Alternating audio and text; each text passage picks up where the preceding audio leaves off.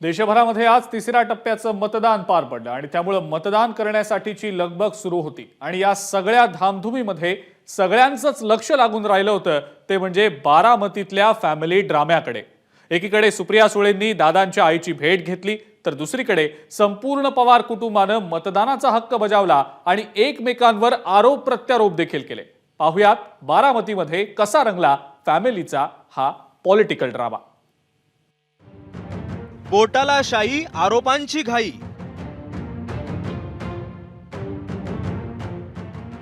काकींची भेट, सुप्रियाताईंचं टायमिंग। काकांच्या प्रकृतीवरून दादांना कळवळा। देशभरात आज मतदानाचा तिसरा टप्पा पार पडला, मात्र संपूर्ण देशाचं लक्ष वेधून घेतलं ते म्हणजे बारामतीनं। कारण आजच्या मतदानाच्या दिवशी महाराष्ट्रात सर्वात मोठा फॅमिली ड्रामा बारामतीत बघायला मिळाला आणि त्याची सुरुवात तेव्हा झाली जेव्हा सुप्रिया सुळेंनी अजित पवारांच्या घरी जाऊन अजितदादांच्या आईची भेट घेतली। त्यावरून मग पवार कुटुंबातच आरोपांच्या फैरी झडल्या। मी काकींनाच भेटायला आले होते।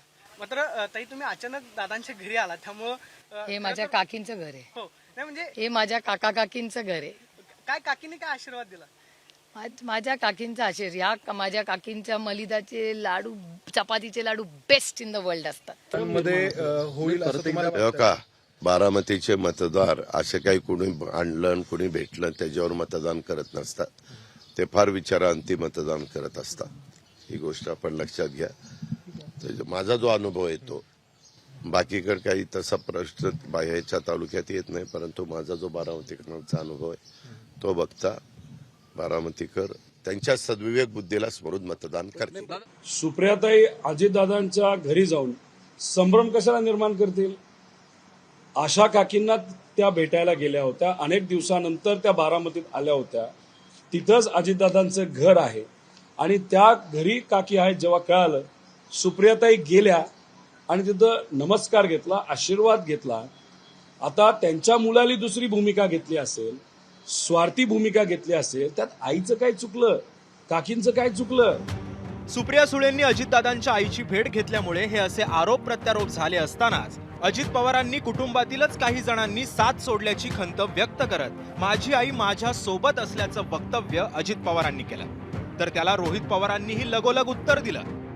जनतेला सांगतो, ही भावकीची गावकीची निवडणूक नाही, तरी देखील आमच्या समोरच्या लोकांनी एक कुटुंबातले काही जण त्यांच्याबरोबर तसं दाखवण्याचा प्रयत्न केलाय। पवार परिवारामध्ये सगळ्यात ज्येष्ठ, सगळ्यात वयाने ज्येष्ठ ह्या आशाताई अनंतराव पवार आहेत। आज माझी आई माझ्या बरोबर आहे, याची नोंद कृपा करून सर्वांनी घ्यावी। आपण एक मान्य केलं पाहिजे, आजारी असताना सुद्धा आणि वय झालं असताना सुद्धा काकी मतदान करण्यासाठी आल्या। आशा काकी फार जबरदस्त गोष्ट आहे ती। फक्त दादांच्या बाबतीत बोलायचं झालं, 2 महिने मला काकींबरोबरचा म्हणजे त्यांच्या आईंबरोबरचा एखाद सुद्धा फोटो तिथं बघितलेला आले नाही।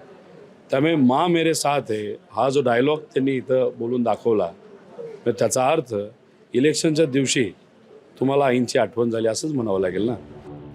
तर दुसरीकडे अजित पवार त्यांच्या आईला घेऊन मतदानासाठी आले, त्यावरून पवार कुटुंबातील वादाचा दुसरा अंक दिसून आला आणि याच मुद्द्यावरून अजित पवारांनी टीका करत शरद पवारांच्या प्रकृतीवरून टोमणा मारला। त्यांच्याबरोबर असणारे जे कोणी सगळे आहेत जवळचे लोक आज पक्षामध्ये, मग ते मी नावं घेत नाही, परंतु जे जवळचे तुम्ही बघताय स्टेजवर डाव्या बाजूला, उजव्या बाजूला, पायापाशी, समोर वगैरे, मागं कोण सगळे उभे असतात, जवळ अगदी चिटकून असतात, त्यांना काही वाटायला पाहिजे त्या जवळच्या लोकांना। मागे 2004ला अशाच प्रकारचा प्रसंग आलेला होता। साहेबांना सांगितलं, तुम्ही पहिल्यांदा तुमच्या तब्येतीची काळजी घ्या। ते सांगतात ना, आता सगळं कुटुंब माझ्या बरोबर आहे, तर जेवढं कुटुंब बरोबर आहे 3 फॅमिली, त्यांनी तरी सांगायला पाहिजे होतं, परंतु हे पण सगळे स्वार्थी आहेत। ते पण त्यांना एवढं सगळं फिरवतायत, इकडं तिकडं नेतायत, इकडं तिकडं जायला देत आहेत। त्याच्यामध्ये सगळ्यांनी प्रमुखांनी पण सांगायला पाहिजे होतं की बाबा जाऊ नका, पहिली तब्येतीची काळजी घ्या। राज्यातील सर्वात मोठं राजकीय घराणं असलेल्या पवार कुटुंबात इतिहासातील सर्वात मोठी राजकीय फूट पडली। त्यानंतर होणारी ही पहिलीच निवडणूक असल्यानं यात प्रचाराच्या धुराळ्यात आरोपांच्या ठिणग्या उडाल्या आणि त्याला पवार कुटुंबातील फुटीची पार्श्वभूमी आहे. आणि एकूणच आज पवार कुटुंबानं मतदान करून बोटाला मतदानाची शाई तर लावली, मात्र या शाईला फॅमिली ड्राम्याची किनार मिळाली एवढं मात्र नक्की. ब्युरो रिपोर्ट, एबीपी माझा. एबीपी माझा, उघडा डोळे बघा नीट.